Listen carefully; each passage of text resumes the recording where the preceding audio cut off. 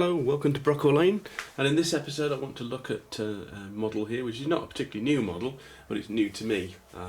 This is on offer at the moment at Hattons as we speak for £84 I believe, which is greatly reduced over the original asking price, which is over £150 I think. It has received a lot of criticism on YouTube from other people and in the press. Don't want to get into that too much because this is my review, but what I'm going to do is change this model quite a bit, particularly weather it, and I'll show you what I like and what I don't like. So first impressions are it looks about the right shape. It looks like an O2 Tango to me. It's finished in the black, and this is the late crest version, and this is the one with the two side windows and the straight-sided tender. Turning the model round to look at the front, this is quite an attractive front end on this locomotive, as most Grizzly engines was. However, I've just noticed this moment in, although I have run this loco and had a look at it over the last couple of days, I've only just noticed that there seems to be a handrail knob missing on the front. There is no, it's not in the box. I don't know where that is. There's no knobs and there's no rail, so maybe that's why they're reduced to the £84 mark. One thing I had noticed that was missing was the NEM pocket on the tender, so I did have to super glue a Bachmann NEM pocket on it so I could put a KD on the back. But I hadn't noticed that missing knob and handrail till now. So I'm not very pleased about that. I'm going to have to replace that somehow, which is a job I wasn't intending to do. So looking from the other side, something I don't like immediately is these handrails, which are in the plain metal. They'll get painted black fairly quickly, the ones that are there of course. I also don't particularly like this shiny silver bit in the middle of the wheels. That will also get painted black. There is a gap between the tender and the loco, although I can't see any way of particularly shortening that at the moment because it's quite a complicated connector. The other thing I don't like, if I can just move the camera slightly, is the BR emblem on the tender, which will get replaced with a HM RS one. I think one of the press fix one, I'm sure I've got one of those somewhere. So looking at the back of the tender there, again the handrails are present there, although again they're the shiny ones, and this is the, I put the KD in there but I had to glue that pocket onto the base there as they'd forgotten to put the NEM pocket in there. But it's nicely detailed in the cab. I don't know if I can move the locomotive. It's not really going to focus on that, but it is quite nicely painted in the cab, and that's going to get a crew in there as well. And moving it round again, there is another thing I really don't like about this model, which is the copper. I don't know if you can see it in this shot, but the copper pickups are very visible on this model, which again I'll probably be touching up with a bit of black paint, which is probably easily done if you take care not to ruin the pickups. One thing I do like is it's got pickups on the tender. The tender is very heavy, I'd say. It seems to be die cast. It's certainly the heaviest tender I've ever come across, and the locomotive is probably pulling quite a load there already before you put any wagons or coaches behind it, so I imagine this engine will not pull that many items of roller stock for that reason alone. I don't know whether you can reduce the weight in it. I know the DCC socket is in the tender. They've obviously built a large die-cast chassis to it, which is a little bit over the top. But I'm probably not going to be pulling that many long trains, so I don't think it'll bother me too much, so I might not attempt to remove any of the weight. The coal load at the top of the tender, if I reposition the camera, the coal load is just simply a little bit of plastic moulded coal put on top of a flat surface. There's no indentation. I mean, I will replace this. I'll probably take this out and put some real coal in there anyway. But it would have been nice if there was some representation of the the slope down there, but you know, it's okay. It's only £85. The one thing that does worry me though is these missing parts. I think that's probably why these are reduced, because of the bits that might be missing, and who knows what bits are going to be missing from yours if you buy one. So I think I'm going to be able to find a handrail for the front there, but we'll see. So let's get cracking and see what we can do to this model. So first of all, some paint. This is what I use, which is the satin humble enamel. I find this a very good match for most manufacturers' standard bodywork. The black plastic they use, it's not too glossy, it's not too matte, it matches in nice and would be perfect for these handrails. So I'll get on and paint those. So just with a very small brush, just transforming these handrails. It's looking a lot better now, I think. There is a little bit of glue mark on there as well, by the way, but I think other people have got worse ones than this. So I shall forgive it that, and we're going to weather it anyway. So, see, strictly speaking, I could just weather it straight up at the top of these handrails, but I just want to paint them the satin black, just to see what it looks like.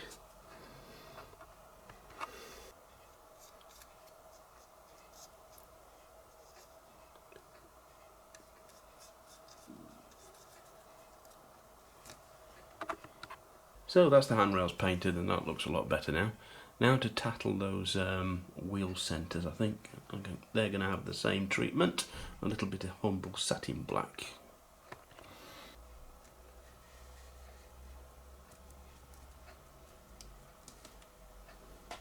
That's better. Now I'm going to have to move the coupling rods to get at the other one, or the other three. The easiest way to do this on your workbench is by using one of these batteries, and you just put one wheel that side, one wheel that side, and it'll move it around. I have painted the handrail, so I'll be careful to do that off camera. So that done, we've moved the rods around, and we can do the others. I'm not being too neat here because I'm going to weather the whole thing anyway. I might have a trouble getting to that one, but again, I'll move the wheels around, see if I can. That's probably got it anyway. Same thing is going to happen with these copper strips, and of course you have to be careful so you don't ruin the electrical pickup. Well, basically, if you can see them, they're not making contact anyway, so that's a little bit more tricky. I'm trying not to get any on the wheels. I might be better doing this off camera actually. Right, so that's going to dry, but I've now got rid of those copper strips, and the wheel centres and the handrails are nicely painted black, so that's more like the condition they'd come out of the factory. So there's a comparison shot of the other side, which I'm yet to do, so I'll get on with that. And of course you could leave it at this. If I was going to have an X-Works locomotive, I'd be fairly happy with that, and I think that's how really Heljan should have supplied them. Right, my solution for the missing handrail on the front, I just found a little bit of wire and bent that into place. It's not ideal, it should really have some knobs on either end and then be straight, and I've just bent it around like a diesel handrail, but when it's painted black, hopefully you won't notice that much. So, and when it's weathered, I think it'll look okay, you won't really notice. So let's get that painted black and get on with the rest of the model. Right, whilst I'm doing my own little modifications, I'm going to do a little full plate, which I'm going to, just a bit of card there, and I'm going to stick that just inside on top of the floor of the cab, and I'll stick out just on top of the tender a little bit. You have to be careful, make sure it goes around corners, but that'll help fill that nasty gap, particularly from above, and give the crew something to stand on. And again, that'll be painted with the same black. So there you go, sticks out like a sore thumb when it's in white, but when that's painted black, that'll help blend that, disguise that gap a little bit. I could also do a couple of little cab doors as well out of the same card whilst I'm at it, which I might just do, that wouldn't hurt either. There you are, some cab doors fitted. out of the same white plastic, just glued to the side of the inside of the cab there, and they also clip just behind the seats, which are already in the cab there quite nicely. So when they're painted black, that'll look quite effective, I think. Right, so I've left those bits to dry, and I've now repainted them black. And I don't think you can tell the handrail on the front's been replaced. It looks alright now, and I think those cab doors and fall plates sort of give them the illusion of them being close together. And I'm a lot happier with this engine at this stage than I was at the beginning. The next job is to fit a couple of members of crew. These are from the Batman ones, I think it's the 1950s pack, and those two guys will go nicely in the cab. And I'll secure those with a bit of super glue so they don't come unstuck. This is always a bit of a fiddly job, best to use some tweezers, but I'll get those stuck in shortly. That should improve it. The Modelu ones are better, but I say these are a bit more better value, so I'll get through packs and packs of these things. There we are, now happily sat on the seat, and the guy in the middle stood up looking at the gauges. I think that improves the look. I was initially going to renumber this locomotive, but I don't mind the numbers on this. Seem to be quite well printed. So I will weather it, but then I will thin the paint over the top so that shines through the weathering. But as I say, I am going to replace those horrible logos on the tender. Right, I've removed the emblem from the tender. Actually, that's a lie, I haven't removed it at all. I've actually painted over it very gently with the same sort of paint. And I know you can see the mark, but you know, when I finish with it you won't. When I put the replacement ones on and the whole thing's been weathered and varnished and so on, you're not going to notice that.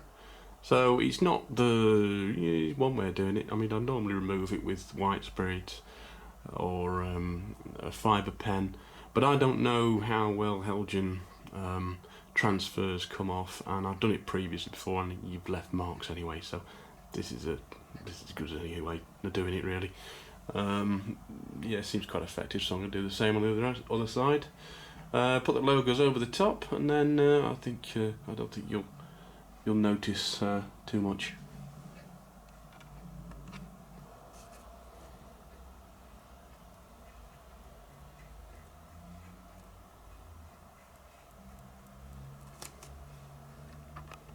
Right, the locomotive is drying now.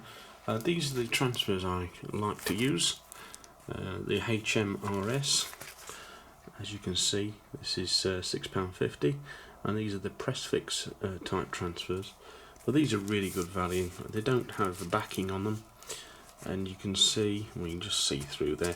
There's loads of different size emblems for tenders, tank engine ones, coach transfers. There's literally hundreds of things on here, which will last you ages and do very, quite a few engines. And they also do LNER, LMS, Great Western, up to BR Blue, I think. No newer than that. I wish they did, but yeah, this is the BR Steam era. Loco and coach insignias, and they're really easy to use as well. I'll demonstrate now. So what you've got really, these are reverse printed logos covered with this tissue paper. Now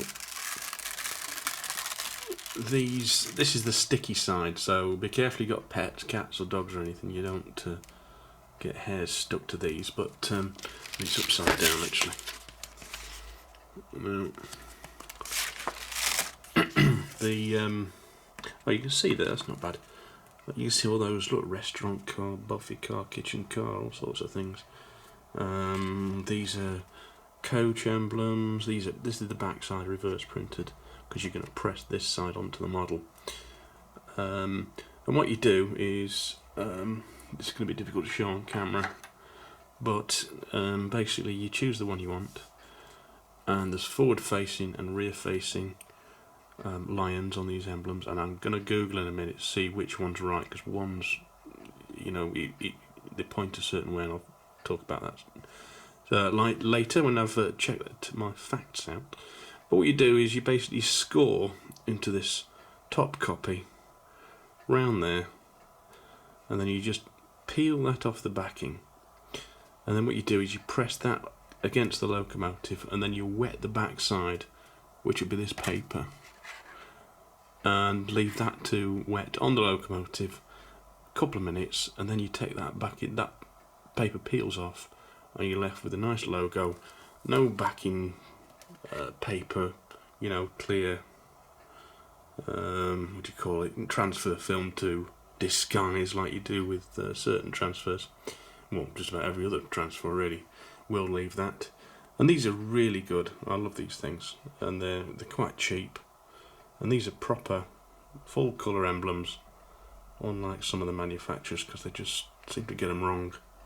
But they're really nice, crisp decals, so I do recommend those, value for money. And I'm just going to cover that up so we don't get any dust or anything. They'll last years, and keep it back in the packaging there. Now I'm going to check the internet and make sure I know which way the lion's head is pointing, so I'll see you in a minute. Right, this is the correct way round, so the lion should be facing to the left hand side. It's a little bit more complicated than that, because initially British Railways wanted the lion pointing towards the front of the locomotive, so they did both hands. They did a left hand version like this, and then for the other side of the locomotive they did a right handed one, so he was still looking forward. But then somebody pointed out that that wasn't correctly copyrighted, or whatever they referred to it as then, and that you could only really copyright one version. So this is the version they copyrighted, and so this is the one I'm going to use. What you don't want is on the left hand side of the locomotive or tender, him looking backwards, because that would be completely wrong. But you can get away with them both pointing forwards, if that's not too complicated, if you know what I mean. You can look it up on the internet for yourself anyway, but I'm going to choose this version for both sides of the tender, which is the later version, corrected version.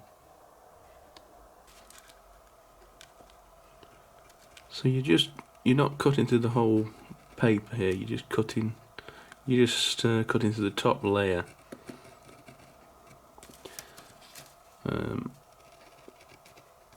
Like this, and then we should be able to just peel that up, and I can grab that now. So don't cut through the whole thing like you would with water slide transfers. Cover that up now. So you've got this little sticky emblem now with a thin bit of tissue paper, if you can see. Come on, focus. And then what you do with that is you press that where you want it. You can take it off and reapply it, but you know, and you can adjust a little bit when you've wet it, but you know, it's best to get it in the right position first. So that's going to be a bit difficult for me to do whilst filming it, so let's reposition again. So it's tacky enough just to, oops, dropped it.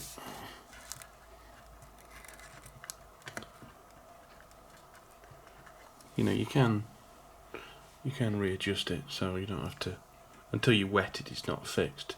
So I'm just going to turn the camera off and I'm going to get that lined up properly. So I think that's about where I want it. So we're just going to press that down, and then we wet the paper. And you don't need a lot of water for this, just a bit on your finger is absolutely fine. And rub that across, and excuse the fireworks in the background because it's a firework night. So you can see that makes it more clear, you can see through that. And then in about a minute or so you'll be able to peel that off. In fact, maybe even quicker than that, it might come off now. No, not quite.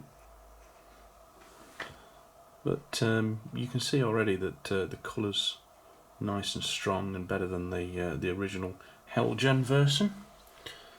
So let's see if that's going to move. Just going to wet that a little bit more.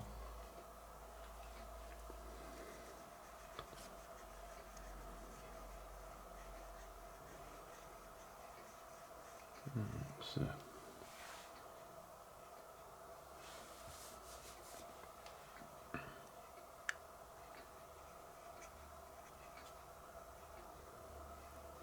And there we see, you can just roll that off and you're left with a very nice looking logo, and that is hopefully in the right position. You can adjust slightly whilst it's wet at this stage. It depends how hard you've pressed it on, of course. I was fairly confident I got it in the right place. So just wipe that water away, and it's as easy as that.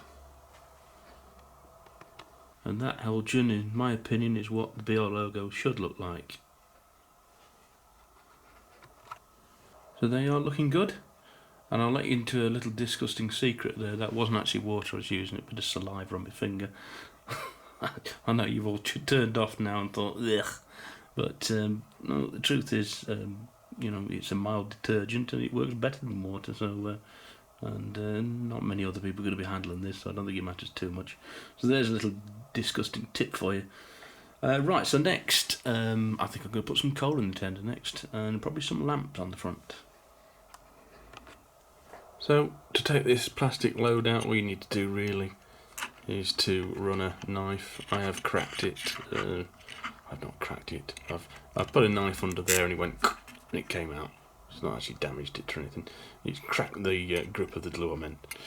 So that's come out. You can see underneath it's just flat, that. So okay if you're putting coal in it, but if you wanted a near empty tender, then not much good. So all we need to do is put a little layer of, I use PVA, just a little pool of unthinned PVA. You want to be careful doing this with steam locomotives got DCC chips in the tender, because if it goes through the gaps and gets on the chip, it could damage it. This is fairly, I think it's all moulded on the top actually, so I don't think that's going to go through. So I think that should be alright. So on top of that we'll sprinkle some coal. I'll get you that in a second. So what I use as coal is this stuff, which is Car's coal, which is quite a big pot, that. Tons of coal in that, scale speaking. It's not real coal, but it looks very good. But inside I've got a piece of real coal, which I actually got from, where did I get it? I think it Peak Rail actually. It was, came out of a Peckett locomotive, and it was actually lying on the floor, so I didn't, so I've got that there. And but I will use, I'm mostly going to use this this fine replica coal. I don't know what it's made out of actually, but it looks pretty good. And then just on the top bits I will put some chunks of this real coal as well. So just simply spoon stuff this actually. So I'm just going to sprinkle a layer. I think for this first coat I'm just going to make a flat layer really, and then we can heap it later on with the diluted glue. So I'll just cover that up. And again I'll do this off camera properly so I can see what I'm doing. So there you go, just put a layer on top of there. That won't hold glue, but I'm just going to leave that overnight, and then we'll have a nice base layer which will be well stuck down, and then I'll put some more on top, more strategically, maybe heap it up a little bit and put some of the real coal on top there, just to make that look a little bit more realistic. Right, lamps. Springside do a decent range of these. There's also Model who do them, and you've got different regions. These are Great Western ones because they're only ones that my local model shop had. So I was going to use them, but then I found in my spares box some little lamps here, and I can't remember where these came from. They were obviously out of a locomotive I bought, but I just can't remember what. It could have been the J70 from Model Rail, but anyway, I'm going to use those and I'll probably paint those white. Gonna just decide what lamp code I want on the front now. So there you can see I put the lamp on this bracket here. Now this is a stopping freight train, I believe, and if you want to know what all the positions mean of lamps on steam locomotives, I did do a video about a year or so back, I think, on some of the lamp codes where I demonstrated on one of my O-gauge pannier tanks, which you can see in my video history, or there is some online reference as well, but I think that looks a lot better now. Right, so I've broken up some bits of this real coal and put some large chunks on the top there, heaped it a little bit more over the base layer I've done. I'm just going to fix those in place using a pipette, the plastic pipette, and then you've got some PVA in there mixed with water and a little bit of fairy liquid, and the fairy liquid's the important bit because it will soak through the bits of coal rather than sit on top and move them, which doesn't work as well. So I'm just going to gently drip some on top there in a sort of a spiral shape, not to drench it too much. And it should just soak into there. Make sure you've covered all the particles getting a bit too wet there, so we'll leave that there. I think that's going to be enough. And you want to leave that overnight. And when you come to that in the morning, it should look quite realistic. Well, I think I've been rattling on for a while now, so I was going to get around to weathering it in this video, but I think I better split it into two parts now. So that's covered the detailing of it. So the only thing left really is to weather it, which I'll be doing in part 2, I suppose. Well, the reason I've got to stop is because my neighbours are letting off a lot of fireworks. So I hope you enjoyed that little look at the Heljan Tango and the detailing of it. I'll see you in part 2. If you want to subscribe, subscribe. If you want to comment, comment. And I'll see you next time on Brockwell Lane. Thank you very much for watching. See you again. Bye bye.